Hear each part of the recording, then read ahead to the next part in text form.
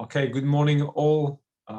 This will be my last lecture for this course. It won't be your last lecture. You'll have another lecture by Aditya next week, but I'm away, so it will take over that last lecture. And it's good to have someone from Indonesia giving you a full overview of hazards and disaster risk, and things that might be still missing will be covered in that lecture. And in the previous lectures, I talked to you about landslide, mass movement, but I went in different places around the world. And today I thought that I would bring you back to Indonesia. And I chose that photograph here, that image, sorry. No, it's not a photograph. Because actually this wave, which is often presented as the tsunami, is not a tsunami. That wave was never meant to be drawn as a tsunami. So you have to be careful when you use that as a tsunami proxy.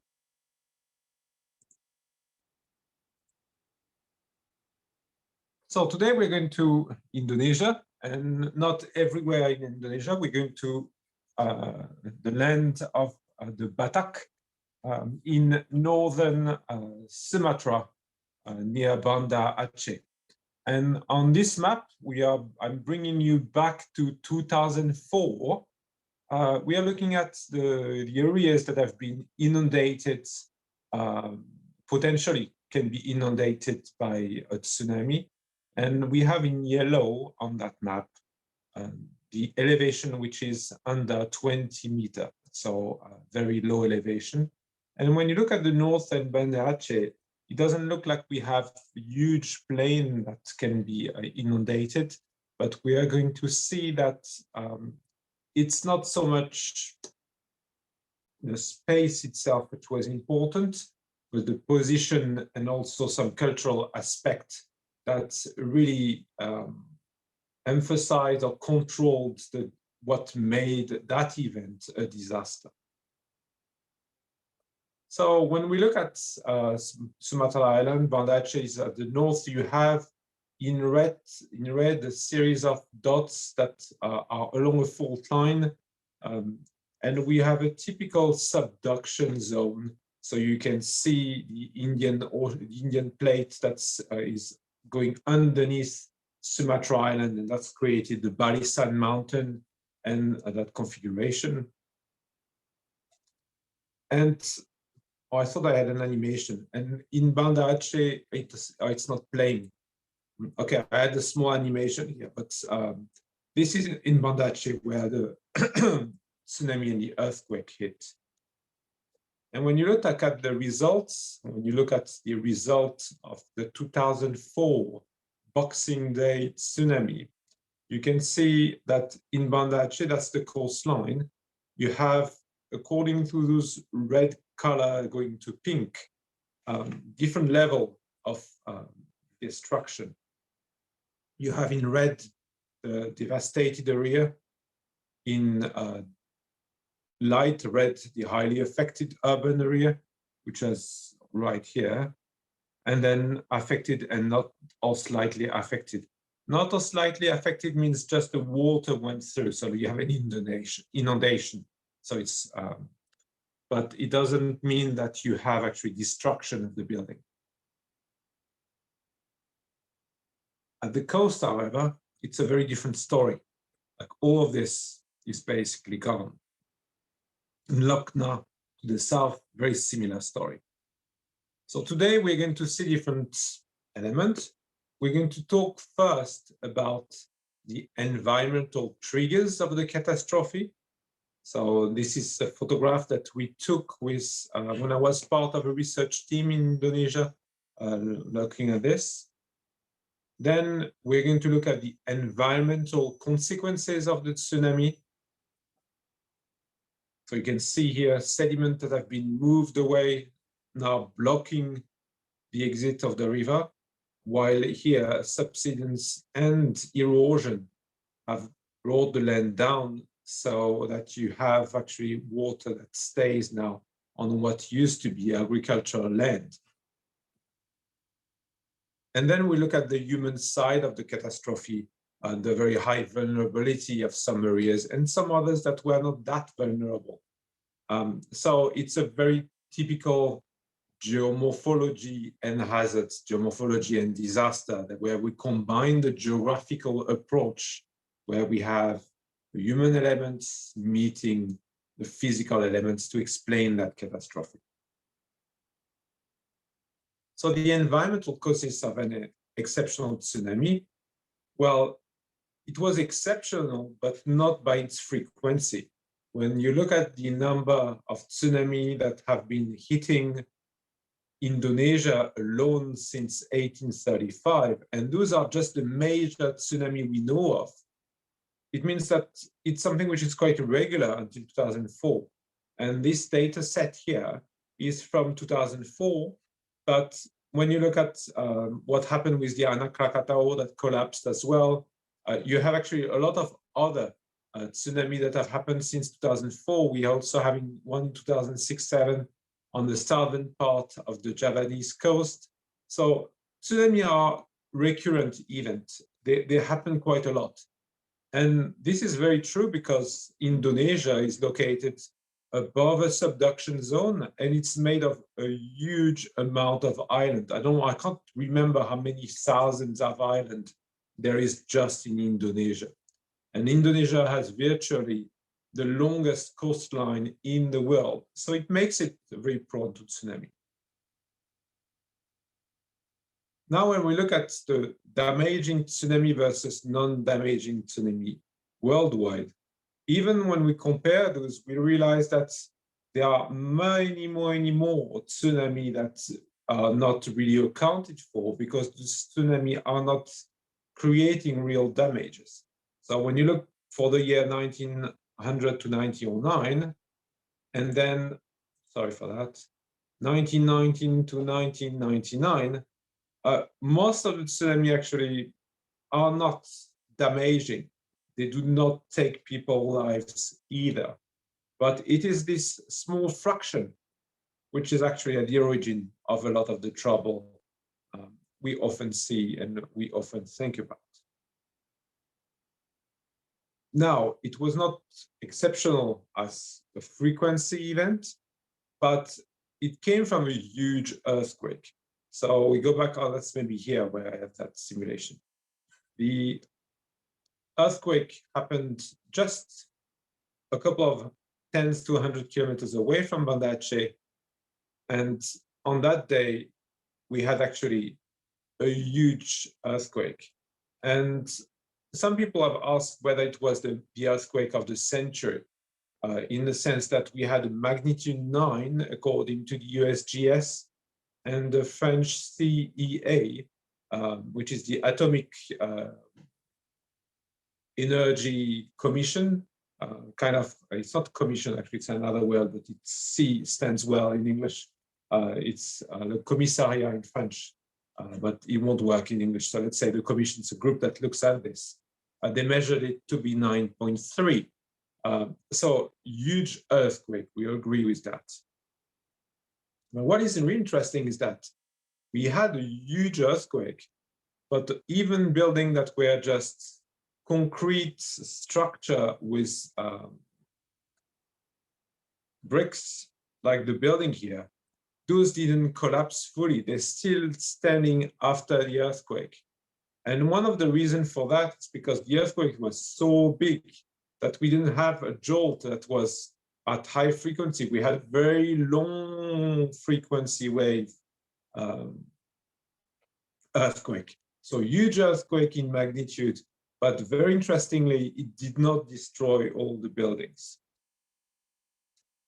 When you look at this one, that's all what happened from that 9.3, when you would expect it to be really on the ground. And it's not the first earthquake to occur. Actually, along the fault line over there, you have a lot of earthquake.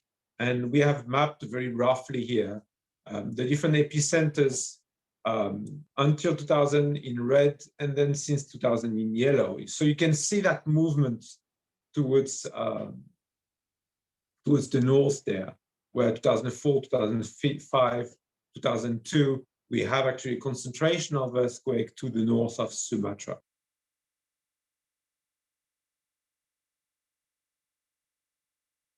Now, when you look at the number of aftershock, we have learned since with the 2011 earthquake in Indonesia, in Japan, sorry, the other 2011 earthquake in New Zealand, that an earthquake is not one event. It's going to be a repetition of aftershocks and thousands of aftershocks happening.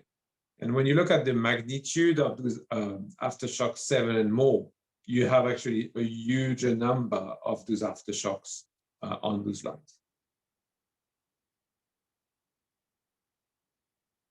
And when we look at the 2004 earthquake of magnitude 9, well, there is a French word here.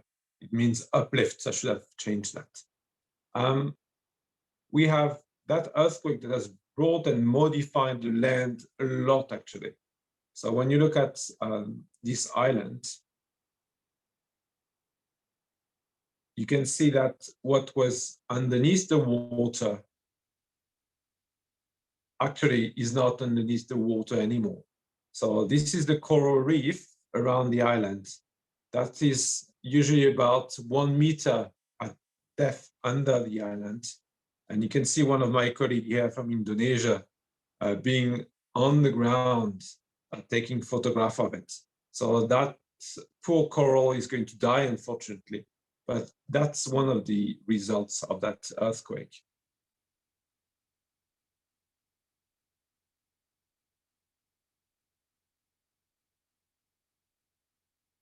So those are other corals you can see here with some of the local people. And then at the same time, when we had actually the land going up, we also had subsidence on the other side. So subsidence on that side of the island, on the coast as well.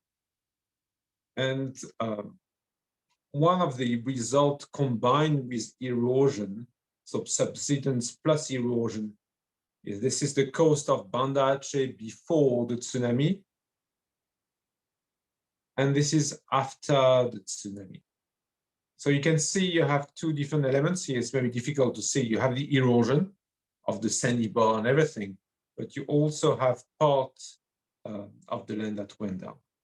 There is actually in Banda Aceh other evidence of subsidence of the land going down, because there is a Muslim cemetery where they buried the people of the 13th century, so about 700-800 years ago, which is now in the water, in the port. So if you go to Banda Aceh and you are above the ports of Banda Aceh, where the ships are,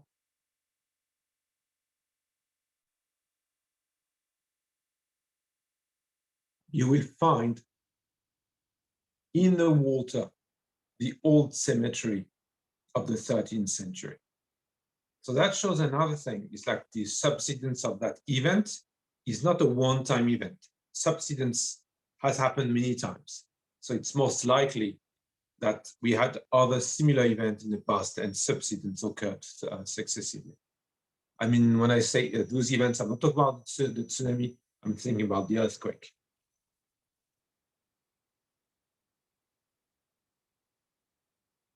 In this place as well, this is another example where you can see subsidence.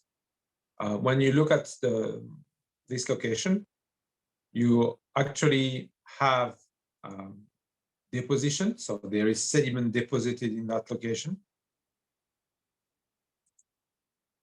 So sediments are deposited rather than eroded. But despite of this, you do have water remaining, and that is about at the same level than the water today. And what has happened in that bay here is that the land went down with the earthquake, and we have about 1 meter of subsidence at that location. In this location, what is interesting is that it's very similar to the subsidence that we have seen in the Sendai Plain in 2011 in Japan. The Sendai Plain went about 1 meter down as well. Same process here, the plane went down 1 meter. And one place where we can see some subsidence is using trees that haven't been carried away by the earth, by the tsunami. So some of them here are cut, but some others you can see are just being actually destroyed, broken by the tsunami. And all of that was on the sand dune, and the whole sand dune at the coast went down with subsidence. So the earthquake created this. So you can see here with the scale, one of our colleagues here looking at the trees that have been decapitated by the tsunami. And you have erosion at the base, but everything went down also through local subsidence. Another element that happened with the earthquake, and arguably it's a mix between the tsunami and the earthquake, is soil liquefaction. And some of the building like this one here, so you have a lot of elements. The tsunami brought down houses around, but you also have the foundation that slagged because of the earthquake. Another reason that makes that tsunami quite exceptional is propagation velocity at sea. Very quick, very rapid progression. So when you have an earthquake with flow displacement, the whole column of the water is being displaced, and then you have actually speeds that are about 835 kilometers per hour, so which is the speed of a jet engine.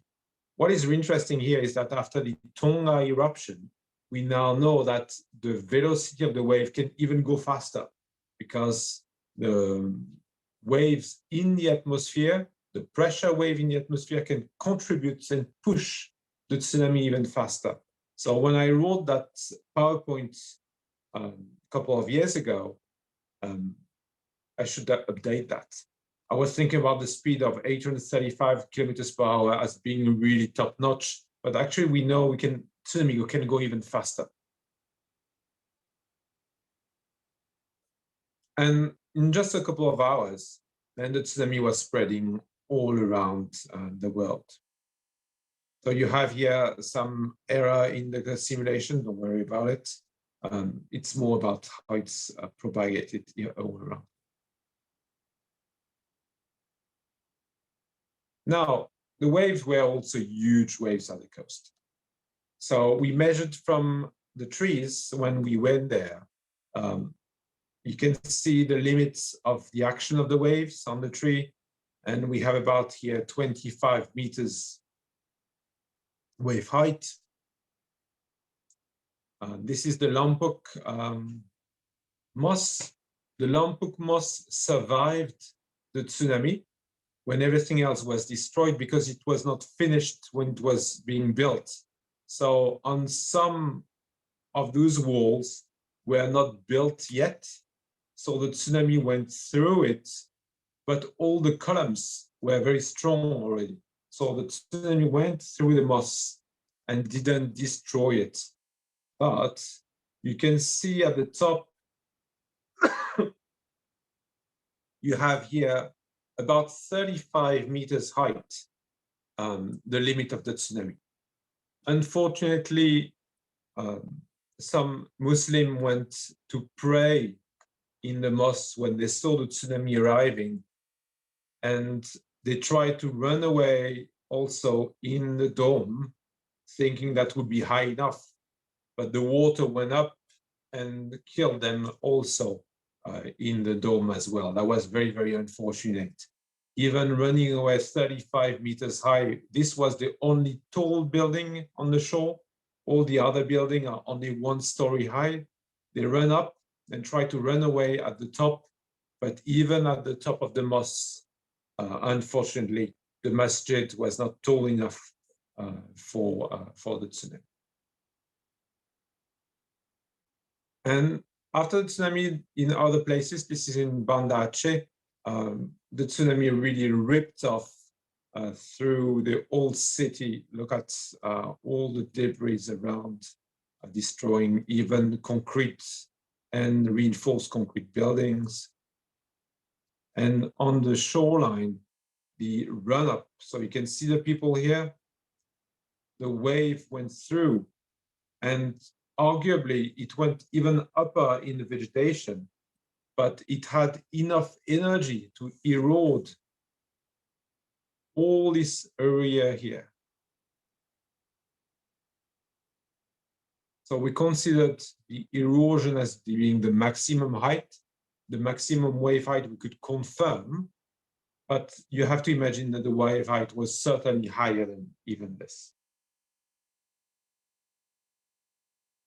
In other places, because of the topography and the, it's coming in my head in Japanese, it's going to be the bay configuration. The wave ran up, concentrated and went up. And in that case, it went up here and flowed on the other side.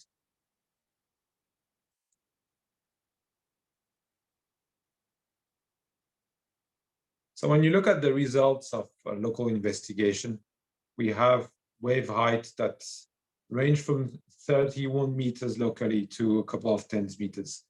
And what is really interesting here is the fact that the wave height can actually vary quite a lot depending on where you are for one set of waves.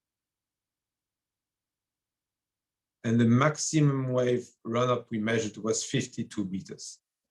This is slightly higher still than the measurements that were made after the 2011 earthquake in Japan. It still remains one, if not the largest historical tsunami that have been studied so far.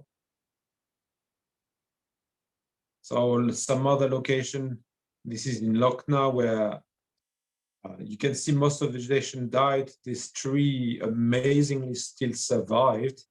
And we had about 18 meters high here. And we measured it also using the debris. We have plastic bags and other things that we found in the branches of the trees there. On land, velocity impact was just heartbreaking. You can see this is Banda Aceh. And it was really hard actually to collect data, but also to make sense of it and go there, because you know that was the livelihood of people. So it was maybe easier for Indonesian staff to go and collect this data when you are not from that location, going and doing research there, even if it's important to understand the event was one of the difficult tasks as a human being and as a scientist. And in hindsight today, I'm not doing this anymore. I think it's better for Indonesian to go there. They understand the Indonesian culture, the local culture, the Muslim culture, because those are places where people died, basically. So that's one of the difficulty to work on those events. If you're interested in disaster risk, it's very important to have consideration for the local people and try to think, do I have my place to be there? Is it the right time to do research, or are there other priorities? And of course, this is the mosque in Ulele from the former hospital. The hospital was devastated.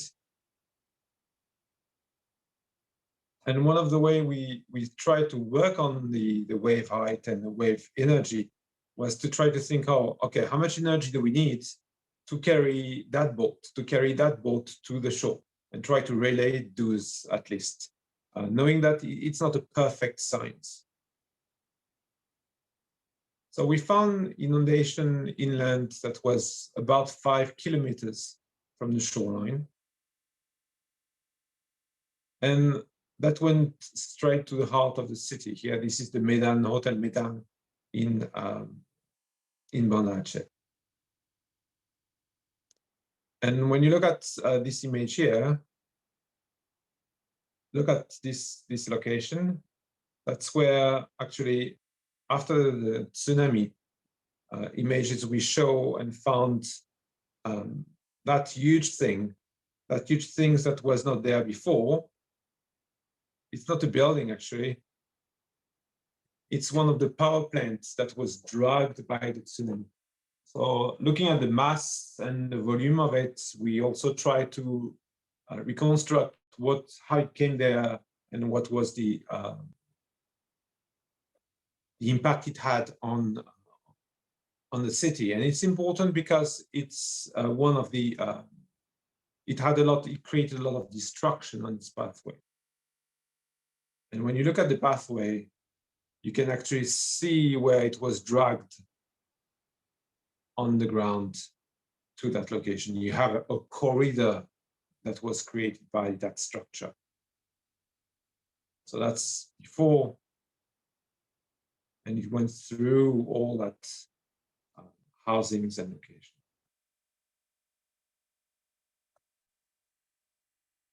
One of the puzzling thing was that when you think about a tsunami, you think about that wave that comes to land on land. And after the 2011 tsunami, we had a lot of videos and a lot of evidence. So we now understand a bit better how they behave on land. But in 2004, that was not the case. And one of the questions we had is like, how did the tsunami behave on land? What happened there? And looking at the direction, we're quite puzzled that the wave we're going in a lot of different directions. And for that, we could use sometimes the direction of the vegetation, how the structure fell and in which direction they fell, as well as the groove on the ground. So those are erosion groove, erosions, lines on the ground. You can see the barisan in the back, beautiful. And when we look at it in Lombok, for instance, so using how the metal sheet wrap around trees and different locations, we could see that we could find actually a lot of different directions on the ground. And in Banda Aceh, when you look at it, the tsunami went from Nokna from the south, and then from the top in Banda Aceh, meeting at that location here, which is Pekambada. So on the ground, a lot of different direction and mixing, and that resulted in this. So that's the end of the first part, and I'm going to take a break. So stop the recording for a second. And I will see you in just 5 minutes.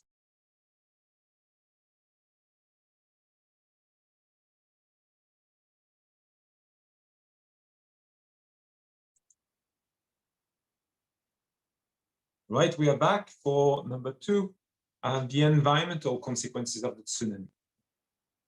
So that photograph here paints a good picture of some of the issues, the redistribution of sediment on the coast, subsidence, modification of the waterways, a lot of impact at different time scales. So when you think about the short-term environmental change, the wells, the water well pollution. So because before the tsunami arrived, the water retreats from the sea. So the water in the well, which is the groundwater, is connected to the seawater. So you have suction of it. So the water in the well goes down. And then when the tsunami comes back, by pressure, it pushes the water, and the well water comes out again. It means a lot of mixing with the sediment, a lot of water coming in as well. So we had actually well pollution for a couple of months, which was a real problem, because post-tsunami relying on wells means that people couldn't have drinking water. You can tell me if it was for water pipes, that would have been the same problem. But that was a short-term issue. Actually, we thought that the salt in the well would stay for years, maybe. But in a couple of months, the water actually was drinkable again. That was quite a surprise, actually. Here you see Mas Angre. with Angri Muhammad Setiawan, who's now a teacher of geomorphology at UGM. He was still very young and still a student at that time. So we went together in the field. You can see the dune reconstruction here in the middle of the houses. So this is a house slab. So it used to be the city, and over the city, you have actually the reconstruction of the dune field. So modification of the environment. Medium term, when you look at, this is an aerial photograph, actually it's an imagery from satellite of Lokna in the south of Banda Aceh. And this is before and this is after. And what you can see is the emergence of the bedrock, but also the retreat of the shoreline. So before, after, you can see the sediments are now being eroded away.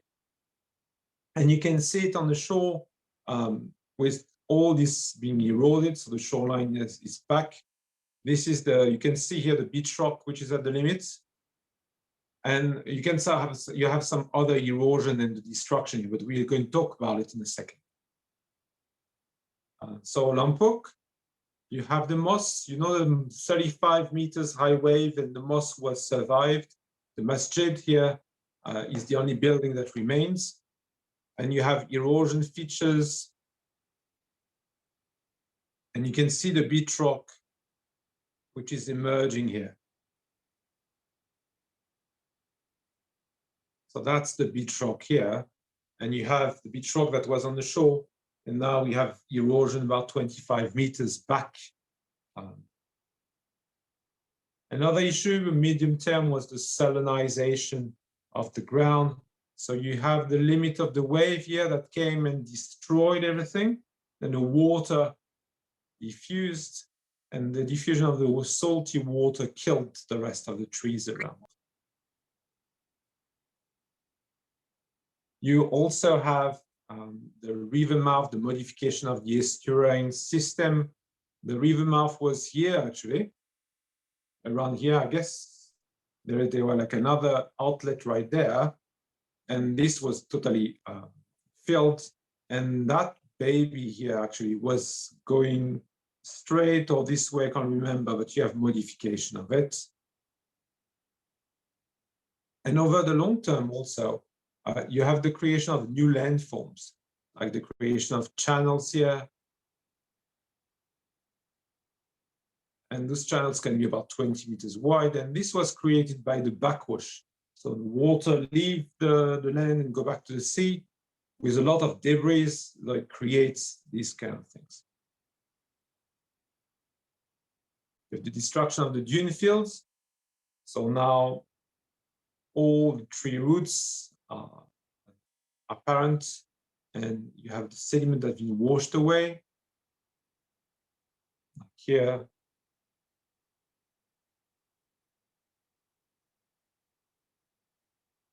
And some of the work that has been done, this is a Japanese NGO, try to replant actually those locations, try to stabilize the land and stop the erosion.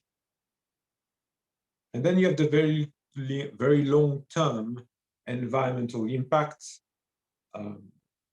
Like here you have a block of coral that was brought by the wave. You also have sediments and the filling up of lagoon. Because lagoon are a very low energy environment, there is very little chance actually that this goes back to a previous equilibrium. It's a new equilibrium. And in that new equilibrium, you actually have traces of that event. So you have actually the sediment from the tsunami. But what we found inside was piece of destroyed wall, broken glass, notebook, little bottle also preserved. So you do have actually the anthropogenic, the Anthropocene, which is right in that tsunami deposit. And right here, right at that location, you had a wall of rock, and all of this has been eroded completely. Now, the social and the societal and the political impact.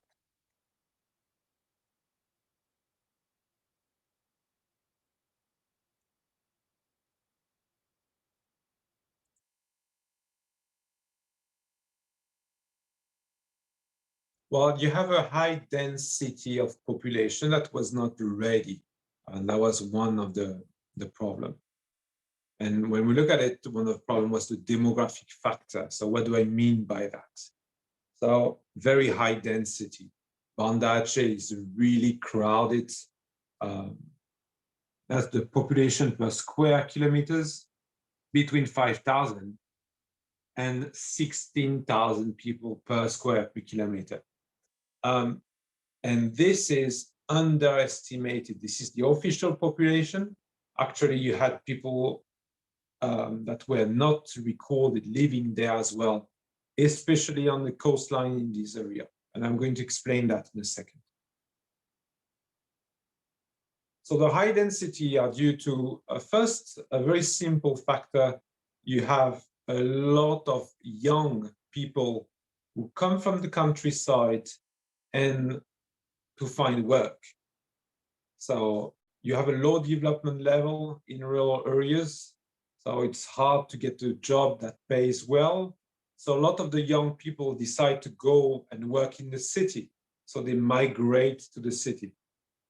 We're going to talk about it in a second. The migration towards Banda Aceh can be a problem.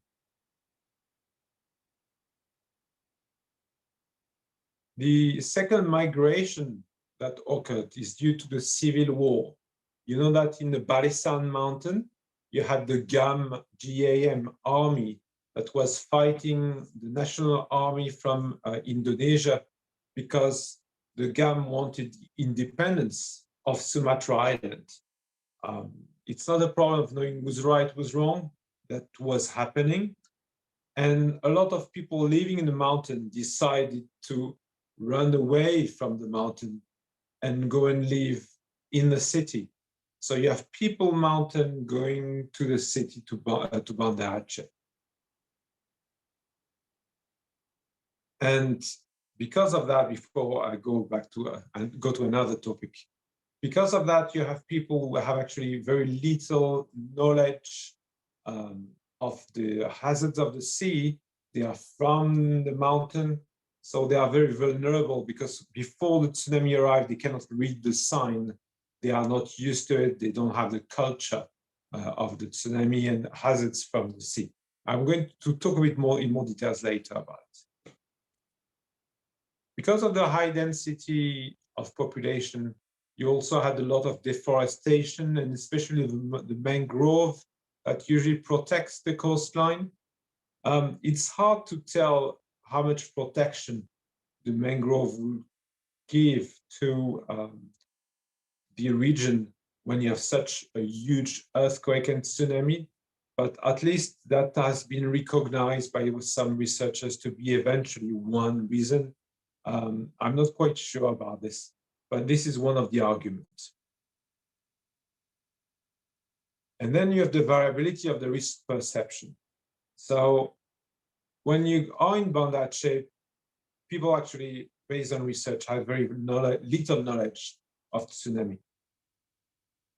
If you go in the Melabo area, which is a coastal community with the Barisan Mountain at the back, where there is less exchange, people knew a bit about tsunami. They had actually some culture of the tsunami. But when you go to the Simeulue Islands, people actually had a very good culture of tsunami. They knew very well what was a tsunami, what were the signs, and there are islands and places where kids and people, when the sea started to retreat, they started to run away to high ground and shout, "Tsunami, tsunami, the tsunami is coming," because people knew about it. And actually, when you look at Simeulue Island, very little people actually lost their life because of the tsunami. There were casualties because of the earthquake, I remember, but not so much about the tsunami.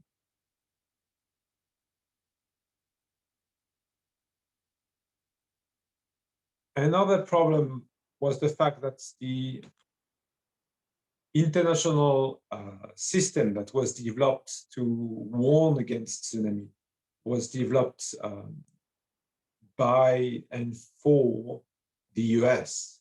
So the American coastline were very well protected by something happening in Hawaii. And then they extended it so that people also in Japan, different places, New Zealand, could use the system, but it was not very useful for Sumatra Island. So when you look at the system, like, and how they thought about getting the data and how much time you have when you have this data in Hawaii and other places, it's very useful for the Pacific Ocean, but we didn't have anything similar for the Indian Ocean. So no submarine water pressure sensor, submarine seismograph, all of that was not ready at that time. This has changed, things have changed now, but at that time we didn't have any of that. And then you have the vulnerability because of the lack of preparation. This title, the lack of preparation, is something I use to debate with the students when we talk about it. I'm not quite sure it's about the lack of preparation or more the reality of development and the reality of the local geomorphology.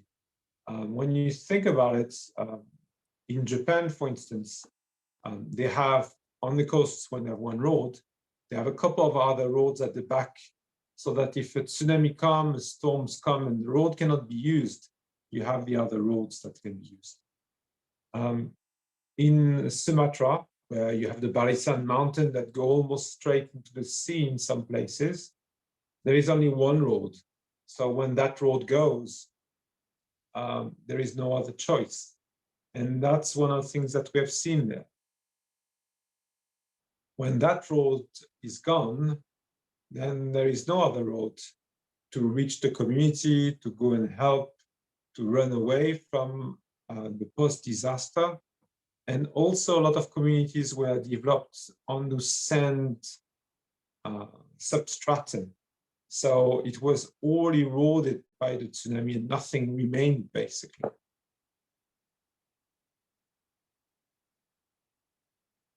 The lack of preparation came for sure from the NGOs and the international NGOs. They were not ready for this kind of event. Lack of logistics and bad international coordination and some politics behind the NGOs. So what do I mean by that? Well, you remember I was telling you that the GAM was fighting against the National Army. So let's say that people in Sumatra were not so happy to see people from Java and the government coming to help post-tsunami sometimes. So the NGOs, international NGOs, the Red Cross, a lot of those organizations, they had their office in Jakarta. So people from Jakarta will get the money from those NGOs and then go to Sumatra and tell the local people, oh, you should do that, I have the money, and you can do this, this, this, and that. When you have people from Sumatra who have been fighting people from Jakarta for years, and you have straight away someone from Jakarta who comes in and say, the reconstruction, I'm going to take and be in charge of it, because a foreign NGO was telling you to do so, well, you knew that you will have some problem. You cannot have fighting brothers all of a sudden going back hand in hand because a foreigner tells you so. So that was a mistake from the NGO, from the international community, the lack of oversight and the lack of understanding of the difficulties and the reality of the ground. Indonesia was unified and it's one big nation, but you have a lot of differences in the culture. in the languages. And you need to respect that. It's one country, but one country that respects the local tradition and the local knowledge. And when you are a foreigner, when you come from overseas, a lot of people don't understand that. They see it as one in single nation. So that was one of the problems. The other problem is that logistics from the NGOs, they received a lot of money from everywhere, but they sent a lot of things that were useless. I think that we saw down jackets coming to Sumatra. You don't need a down jacket when it's 40 degrees the whole year long. So it's quite warm the whole year long in North Sumatra. And they had shoes, that women's shoes that were like what for. So a lot of those mishaps happened as well. The other issue is that the NGO local, I was very angry at the local NGOs because a lot of the local NGOs went there, not the local NGOs, the international NGOs, they need money. So they went to North Sumatra, and you had foreigners on TV in North Sumatra with that place devastated by the tsunami, putting their signboard and telling people, send us money. We need money for all of that. We need money. Instead of doing something.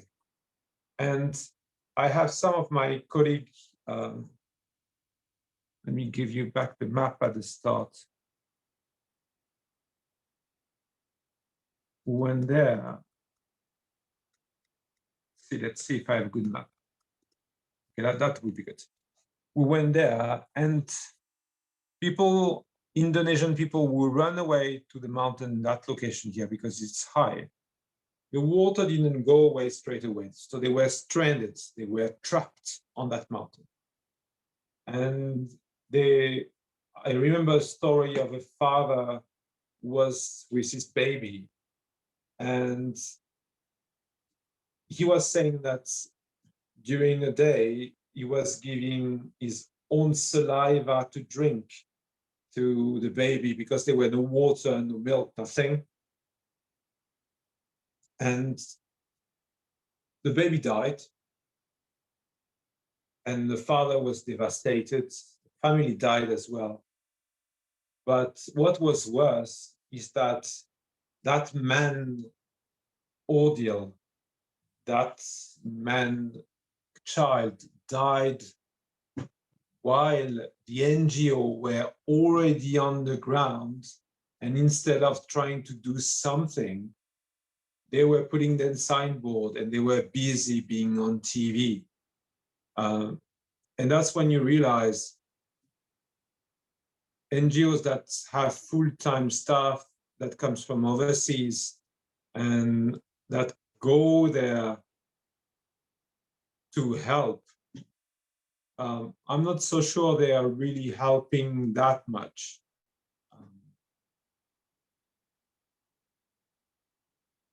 Now, when you have an NGO, foreigners, people, white people going there, they go to Banda Aceh, they need to eat, they need to drink. They are not bringing their own food. They are drinking, eating the local food. There are NGOs I won't name that were using the money to stop and live in very high-class hotels that were not impacted by the tsunami. And it's using resources that could be used to help the local population. And it's the same for researcher. You remember at the start, I was telling you, now I don't go anymore to these kind of places. I don't go when there is a disaster because it's not my place. And I'm eating the food of a local who's struggling. I'm using the time of a local who needs actually help and needs time to reconstruct his life or her life. So there is a lot of those elements that comes at play that were not so well managed at that time. Unfortunately, things don't change very fast. After the 2011 earthquake, I was working in New Zealand at that time, And people with no knowledge of Japanese, no contact whatsoever in the country, decided, oh, Japanese people need help. We will go. And then they came back a couple of days later because they realized they couldn't do anything. But they still used energy, used people's time. And that was just like a very bad decision.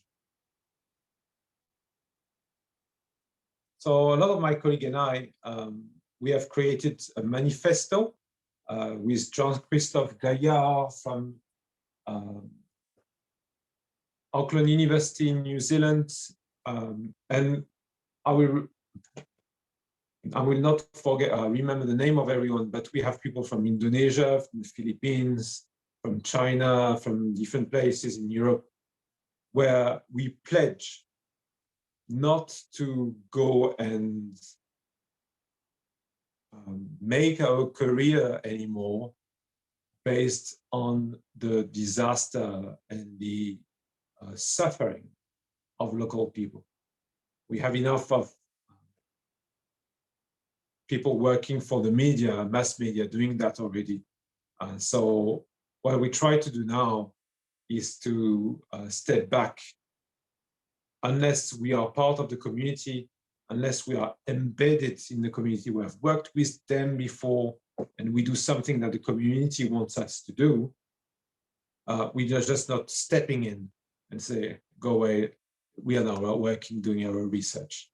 So that has changed a lot in the last 10 years, and that's a good change. It also means that it's for you Indonesians who are watching that lecture to be embedded in the community, to work with the community. I know that UMS, UGM are doing that a lot, where students go into the community and work with them. It's very important to do that in advance before anything happens, so that you have this network and you can be useful when hazards or disaster strike. And then the last part was the lack of communication to the inhabitants. And what we see here on the left is something that we had the local students and local people to create to know what to do when you have a tsunami. Instead of coming with data that comes from in the international community, we develop things. We develop things with the local. So that was something that was not there as well, and it was necessary. So in conclusion, the geomorphology is very important to understand the different processes and know how the events occurred, what were the impacts. But to understand a disaster fully, you need also to integrate the social, the cultural aspects. And when you are a researcher or student in natural hazards and disaster risk, you need to understand your own impact on the local community and what you're doing to the community. And you have to make sure that you are not making things worse by doing research in that community. Okay, so that was all for this last lecture with me for Geomorphology Kebencanaan. Thank you for attending the lectures. Thank you for the questions when we had some.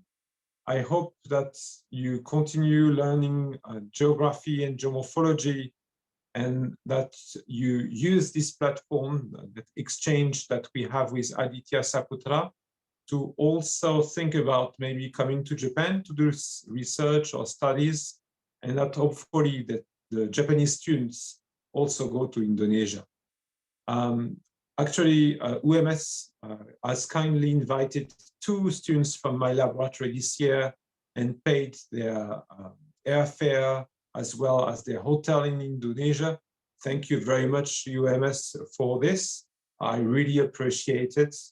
And it means that you students from Indonesia, you should also be able to meet with some of my students coming to UMS in September this year. So when you see them, maybe you can go and greet them and introduce yourself. They will be very happy, I'm sure, to make new friends with you guys. All right, thank you very much. I can see Aditya was here ready to see whether we have questions. And that was all for today. Thank you. Yeah, thank you, Chris. Do we have time for 5 minutes, I think? Yes, absolutely. Okay, for your student, we need the detail of your student.